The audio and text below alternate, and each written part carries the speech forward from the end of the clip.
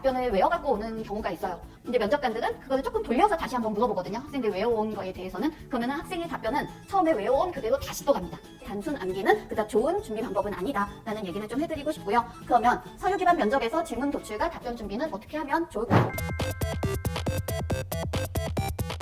네, 오늘은 우수한 평가를 받기 위한 학생부 종합전형의 면접 준비라고 제가 제목을 받았는데, 제 강의를 듣고 학생들이 진짜로 우수한 평가를 받을 수 있도록 지도를 잘 하실 수 있는 그러한 기회가 되었으면 좋겠습니다.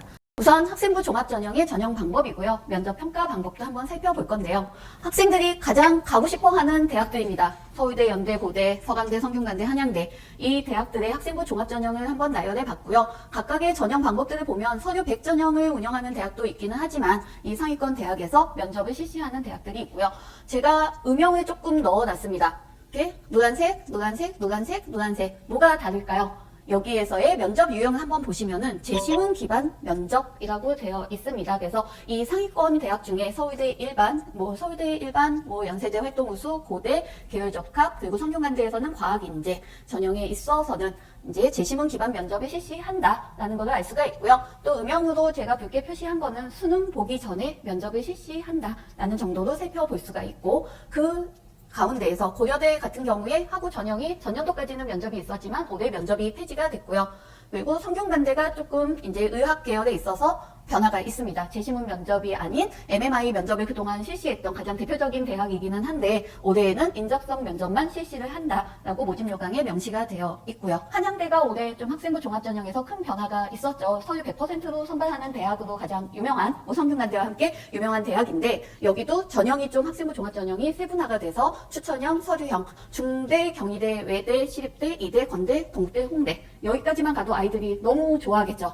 여기에 이제 공통적으로 또 살펴보면은 앞서 보였던 노란색 음영은 보이지가 않죠. 다들 면접 유형이 어떻게 되어 있나요? 서류 기반, 서류 기반, 서류 기반, 서류 기반, 서류 기반, 서류 기반. 지금부터 요 이제 대학들부터는 서류 기반 면접을 실시를 하고 있다라는 것을 알 수가 있습니다. 또 이제 숙명여대부터 국민대, 숭실대, 세종대, 당국대, 광운대 서류 기반의 면접을 실시하는 전형을 운영하고 있고요. 숙명여대 같은 경우에 이제 뭐 자연계열은 올해부터는 면접형으로 모두 다 통합이 돼서 서류형 전형은 사라졌다라고 이제 살펴볼 수가 있습니다. 또 명지대부터 또 살펴보게 되면은 여기도 마찬가지예요. 다 서류 기반 면접을 실시를 한다. 그래서 서울에 있는 주요 대학들, 서울 그리고 수도권 대학들까지도 면접은 대부분 서류 기반 면접을 실시를 하고 최상위권의 대학만 재심은 기반 면접을 실시하고 있다라는 것을 좀 제가 요약해 놓은 이 표들을 통해서 한번 살펴봐 볼 수가 있었습니다.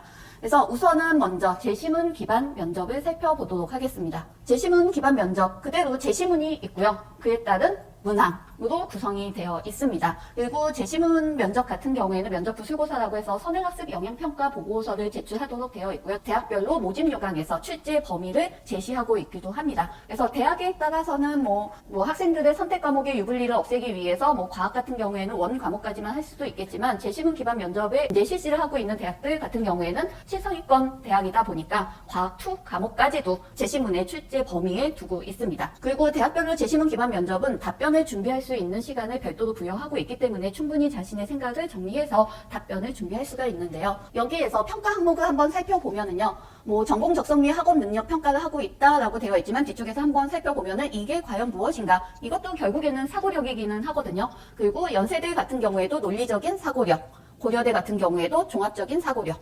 성균관대 논리적 사고력, 사고력을 상당히 좀 살펴보겠다라는 얘기를 하고 있습니다. 그래서 재심문 기반 면접은 단순히 교과 지식을 묻지는 않는다라는 것도 한번 살펴볼 수가 있고요. 면접 시간들을 살펴보면은 좀 준비 시간 대비 면접 시간이 조금 짧게 주어지고 있어요. 그래서 자신의 생각을 그 주어진 상황, 이제 재심문을 리딩하고 답변을 준비하는 시간에 어느 정도 논리적으로 모든 것들을 준비를 해둬야 이 짧은 시간 안에 재심문에서 묻고 있는 거를 모두 다 언급할 수 있다라는 것을 이제 참고를 해볼 수가 있고, 연세대 같은 경우에는 코로나 때 실시하기 시작한 현장 녹화 면접을 계속해서 유지를 하고 있습니다. 그래서 최소 2분에서 최대 5분이거든요. 그래서 그 짧은 시간 안에 상당히 많은 것들을 좀 답변을 해야 하기 때문에 재심문에서 요구하고 있는 거에서 서론, 본론, 결론의 어떠한 구조화적인 구조까지 고려해서 답변을 준비해야 되는 그러한 면접이다라고 보시면 될 것 같습니다. 일단 제시문 기반 면접이라고 하면은 교과와 관련된 제시문이 나온다라고 보실 수가 있고요. 이거를 조금 한번 살펴볼게요. 이거는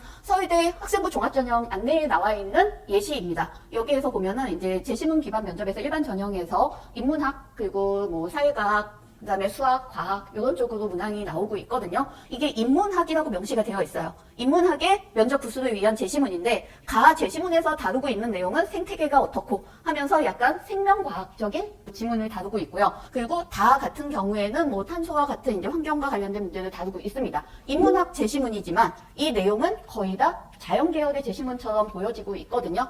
그래서 일단은 학생들이 인문계열이라 하더라도 고등학교 교육과정에서 배운 모든 그러한 교과 지식에 대한 것들은 갖추고 있어야 이 서울대학교에 면접을 해볼만 하지 않을까라는 생각이 좀 드는데요. 서울대도 결국에는 사고력, 논리력을 평가하고자 하고 있다라는 것을 알 수가 있고요. 이거는 평소에 고등학교 1, 2, 3학년을 지내오면서 꾸준한 독서, 그리고 각각의 과목에서 조금 깊이 있게 사고하고 탐구했던 경험이 있으면은 특별한 준비 없이 기존에 나와 있는 이 기출문제들이 있거든요. 홈페이지에 가면은 그거를 조금 이제 살펴보면서 면접을 준비해 볼 수가 있고요. 이거는 이제 서울대에서의 수학입니다. 얼핏 보면은 논술 문항 같지 않나요? 그래서 제시문 기반 면접은 일종의 논술하고 조금 유형이 비슷하다라고도 생각을 해볼 수가 있어요. 이 역시 문제를 풀어가는 과정에서 보이는 그리고 교육과정에서 이수한 교과 지식이 바탕이 돼야 됩니다. 그래서 요거에 대한 답을 도출해내기 위해서는 저 문항 1번 문제를 풀기 위해서 수학의 기본적인 원리를 어떤 것을 가져와야 할지, 그래서 평소에 학생들이 조금 사고력을 요하는 문제를 풀어보는 경험이 있었으면 좀 그냥 자연스럽게 준비가 되게 되고요. 그리고 관련 이론들, 그러니까 과학 같은 경우에는 문화생지 2까지 범위에 있기 때문에 그 관련 이론 등에 대한 이해와 응용 연습을 해보는 것도 제시문 기반 면접의 준비라고 할 수가 있고요. 한번 요거는 이제 딱 뒤에 박혀있는 게 서울대학교죠.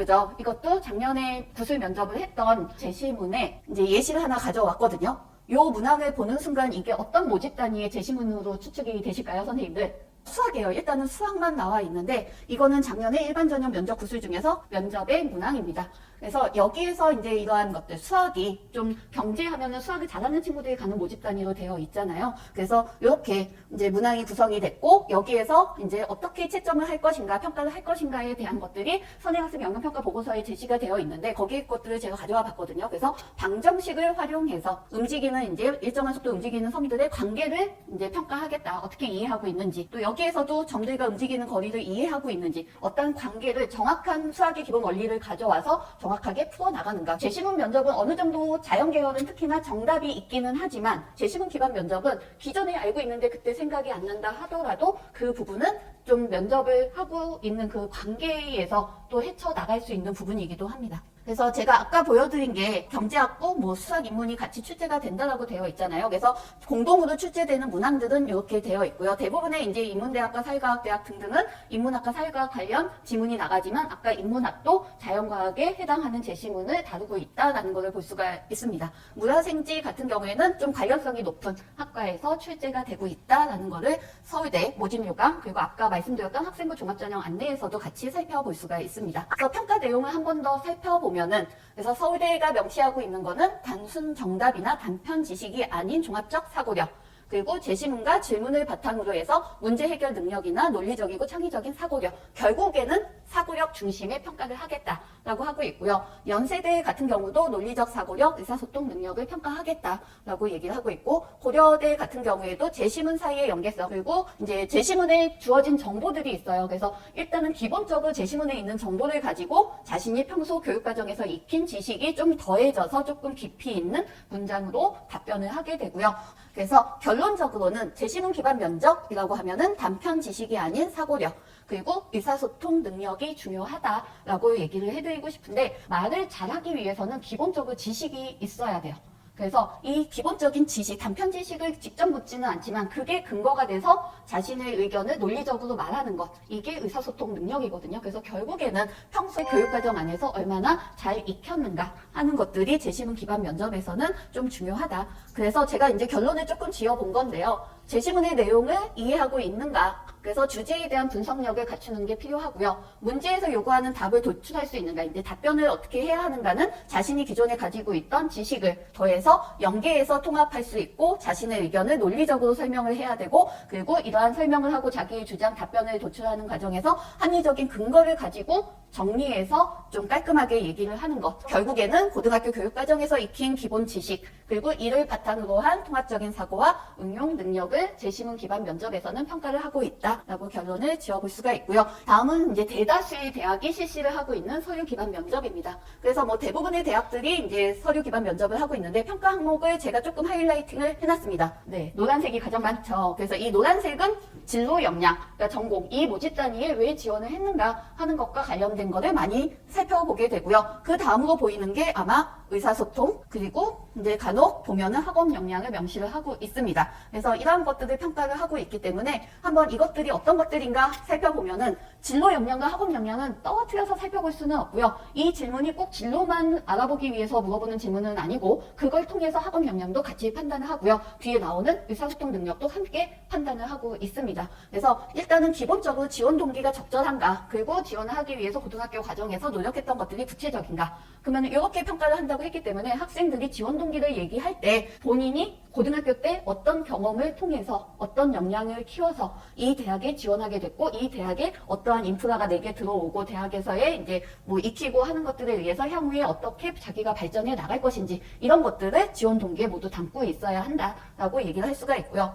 그리고 진로를 결정하기 위해서 다양한 활동과 경험들의 탐색 과정을 거쳤는가, 이것들은 학생부에서 이제 했던 과정들을 좀 구체적으로 이 학생이 진짜 한 활동이 맞는가를 살펴보겠지만, 이 탐색 과정에서의 좀 구체성을 추가적으로 질문을 함으로 인해서 이 내용을 살펴봅니다. 그리고 이제 대학이라는 곳은 좀 그래도 학문을 하는 곳이기 때문에 모든 대학이 진로에 관한 질문이지만 그거와 관련된 학교의 이제 교육과정 내에서 익힌 그러한 개념이 추가 질문에 들어갈 수가 있습니다. 그래서 학생들이 어떠한 활동을 할 때 자신이 적용했던 교과 지식은 또 추가 질문에서 충분히 물을 수 있다는 것도 선생님들은 좀 염두에 두셔야 할 것 같고요. 의사소통 역량이라고 얘기를 한다면 면접관의 질문 의도를 명확하게 이해하고 그에 맞춰서 답변을 하는가, 또 질문에 대한 답변이 단순 암기가 아닌 개념과 원리를 이해하고 있는가. 학생들이 이제 답변을 외워갖고 오는 경우가 있어요.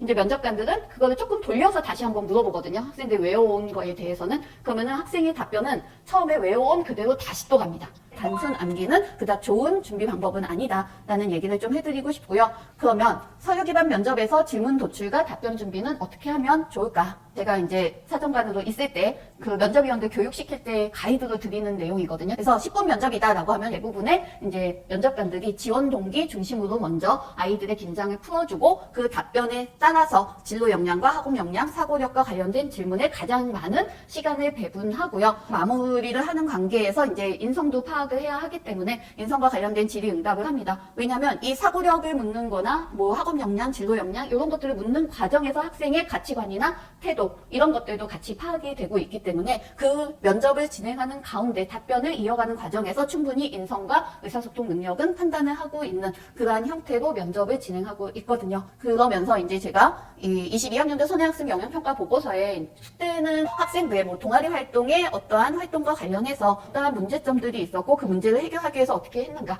이런 식으로 이제 학생들에게 여기에서는 간략하게 그 다음에 추가 질문을 받음으로 인해서 자신의 논리를 조금은 펼칠 수 있도록 그렇게 답변 준비를 하도록 해주면 좋을 것 같습니다. 경희대 이제 학생부 종합전형 가이드북에 나와 있는 학생부의 기록을 조금 가지고 왔거든요. 그래서 거기에서 경제학과 지원자의 학생부 내용이 기재가 되어 있어서 이 내용을 좀 살펴보면은, 일단은 진로 활동에서 정부가 투명해야 국민이 신뢰할 수 있다고 생각하며 정부의 투명성을 높이는 방법을 조사했다라고 기재되어 있는 어떤 진로 활동이 있었습니다. 질문을 뽑아 본다면 정부의 투명성을 높이는 방법을 조사했는데 간략하게 얘기해보세요. 그러면 본인이 조사했던 어떤 과정, 분산성에 대한 얘기, 이런 것들을 언급을 할 겁니다. 그래서 이 이제 조사한 투명성 높이는 그 방법의 뭐 장단점은 무엇인지, 아니면 가장 효과적인 방법은 무엇이었는지 학생의 답변에 따라서 케이스 바이 케이스로 이제 추가적인 질문을 이어가는 형태로 되어 있다라고 보시면 될 것 같고요. 또 이제 경희대에서 응용화학과 지원자의 학생부가 올라와 있어서 여기서도 한번 제가 좀 살펴봤는데, 산염기 중화 적정 실험에서 여러 지시약 중 페놀프탈레인 용액을 사용하는지가 궁금해서 뭐 이제 조사를 해봤다, 궁금증을 가지고 조사를 했다 이런 내용이 있었습니다. 그래서 이제 본인이 조사를 했기 때문에 그거에 대한 답은 충분히 할 수가 있어야 되겠죠. 근데 여기에서 이제 제가 자연계열 같은 경우는 약간 지식으로 거꾸로 갈 수도 있다라고 얘기를 했었잖아요. 여기서 실험에서 이제 해봤던 것들이기 때문에 이거에 대해서 조금 구체적으로 교육과정 안에서 얼마나 제대로 학습을 했는가도 살펴보는 그러한 질문으로 이어갈 수도 있다라는 것을 조금 보여드리려고 했었고요. 그래서 앞서 이제 동국대에서의 인문계열, 자연계열의 내용들을 한번 살펴보시면은 보고서 작성이나 탐구활동 등에 대해서 과정에 대한 질문을 상당히 많이 하고 있고요. 그리고 자연계열 같은 경우에는 적용된 개념에 대한 질문을 하고 있다라는 것을 조금 그 예시로 제공된 문항들을 살펴보면 볼 수가 있습니다. 그래서 아까 제가 잠시 얘기를 했지만 예상 질문의 답변을 외우기보다는 어떤 계기로 이 활동을 했고 활동을 통해서 어떤 성장을 했고 각각의 키워드를 잘 정리해서 본인이 논리적으로 말하는 연습, 그러니까 키워드만 가지고 말하는 연습을 하는 게 더 필요하고요. 그리고 화려한 말솜씨보다는 좀 질문의 의도를 정확하게 파악하는 게 필요합니다. 답변을 할 때에는 조금 구체적인 사례 아니면은 논리적인 근거 이런 것들을 가지고 일목요연하게 답변하는 연습을 시켜주면 좋을 것 같습니다. 그리고 이거는 동국대 학생부 위주 전형 가이드에서 여기에서 이제 우수한 답변이라고 명시되어 있는 자료가 있어서 제가 한번 가지고 왔는데요. 여기에서도 앞선 이유와 계기가 있고요. 그 다음 답변에 경험이 있고 어떠한 성장을 했다라고 되어 있습니다. 그래서 앞서 제가 얘기한 대로 왜 하게 됐는지 그리고 어떠한 성장이 있었는지 그 과정은 어땠는지 이런 것들을 키워드로 만들어 놓고 답변을 준비하는 게 조금 더 효과적인 답변이고요. 제가 여기 지원 동기라고 얘기를 조금 가로를 치고 넣어놨는데 이거는 학생이 지원 동기를 조금 준비하는 과정에서도 내가 이 모집단위에 지원하기에 가장 의미 있었던 활동을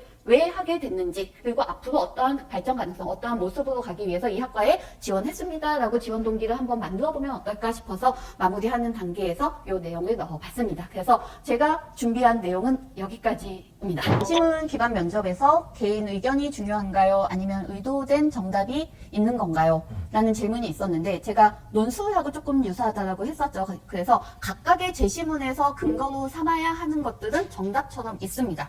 그거는 있지만 거기에 본인의 기존의 지식 그리고 자신의 생각을 논리정연하게 말하는 게 필요하기 때문에 개인 의견이 더해져야지만 남들과 차별화된 그러한 답변을 하게 되겠죠.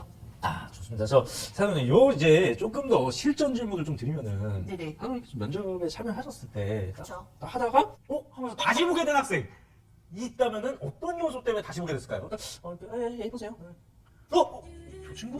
이런 느낌. 아 근데 앞에 오프탄 보면 아, 그래요? 학생이 판단이 됩니다. 생각보다 벌써 보여요? 네, 생각보다 빠르게 판단이 되고 그러면은 어느 정도까지 이 학생이 역량을 보여줄 것인가는 추가적으로 물어보는 거기 때문에 처음에 답이 잘 안 나오는 친구는 끝까지 잘 안 되는 경우가 있어요. 그런 경우에는 좀 쉬운 질문을 줘요.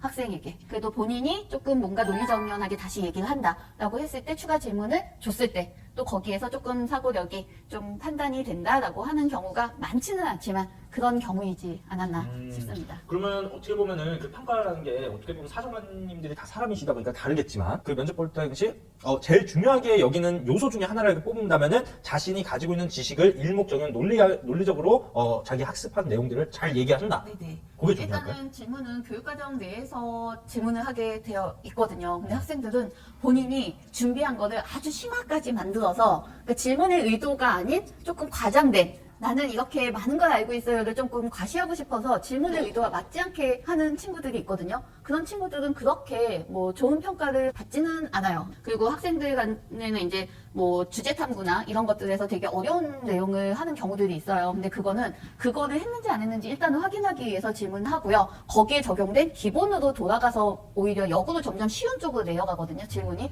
근데 쉬운 쪽으로 내려가는데 그거는 하나도 답을 못하는 경우가 있어요. 아, 어려운 거는 막 네, 외운 대로 외운 대로 슬슬슬슬. 근데 거기에 적용된 학교 교육과정 내에서의 기본적인 거는 하나도 답을 못하는 경우. 이런 경우에는 이제 좀 제대로 된 평가를 받지를 못하는 거죠. 본인은 어려운 걸 얘기 많이 하고 왔기 때문에 면접을 잘 봤다라고 얘기를 하는 경우도 있고. 그러니까 처음부터 잘못된 지식이 머릿속에 있는 친구들도 이제 좋은 결과를 가져갈 수는 없죠. 그러면 공부를 좀 많이 해야겠네요. 그래서 답변을 하다가 긴장해서 머릿속이 하얗게 되었을 때 학생들은 어떻게 이 분위기를 극복하는 게 좋을까요? 처음에 긴장은 하더라도 그리고 조금 울먹거리면서 답을 하더라도 이제 질문의 의도에 맞게 그냥 꾸역꾸역 이어가는 친구는 그래도 평가를 제대로 받거든요. 이제 화려한 말솜씨를 원하는 건 아니기 때문에 이 근거가 명확하게 논리 정연하게만 이어간다라면 되고요. 혹시 기억에 남는 친구 있나요? 들어와서 첫 번째 질문에 답을 못해서 끝까지 울다가만 나간 친구가 있기는 있습니다. 그런 사태가 일어나면 안 됩니다. 맞아요. 그래서 모의 면접을 실전처럼 해보는 게 조금은 필요해요. 면접장과 같은 분위기를 만든 상태에서 실전과 같이 면접을 해보는 게 조금 도움이 됩니다.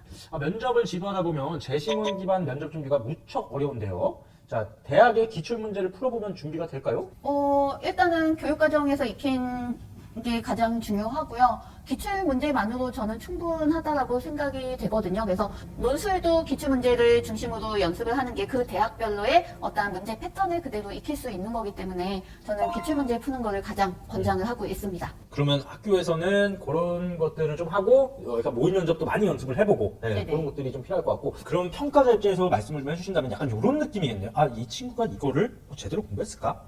예를 들어서 뭐 지문에 친구들과 소통해서 뭐 진행을 완수했습니다 그러면 어떤 소통을 했을까? 이런 것들을 막 물어보는 거죠. 그렇죠. 그러니까 학생부에 모든 이제 글자 수 제한이 있다 보니까 많은 것들을 기록을 할 수가 없어서 선생님들도 이제 중요한 포인트 중심으로 기재를 해주시거든요. 그래서 제일 어려운 질문은 교육과정을 벗어나기 때문에 거기에서의 앞단계로 더 어려운 쪽으로 간다기보다는 기본으로 가면서 질문을 한다.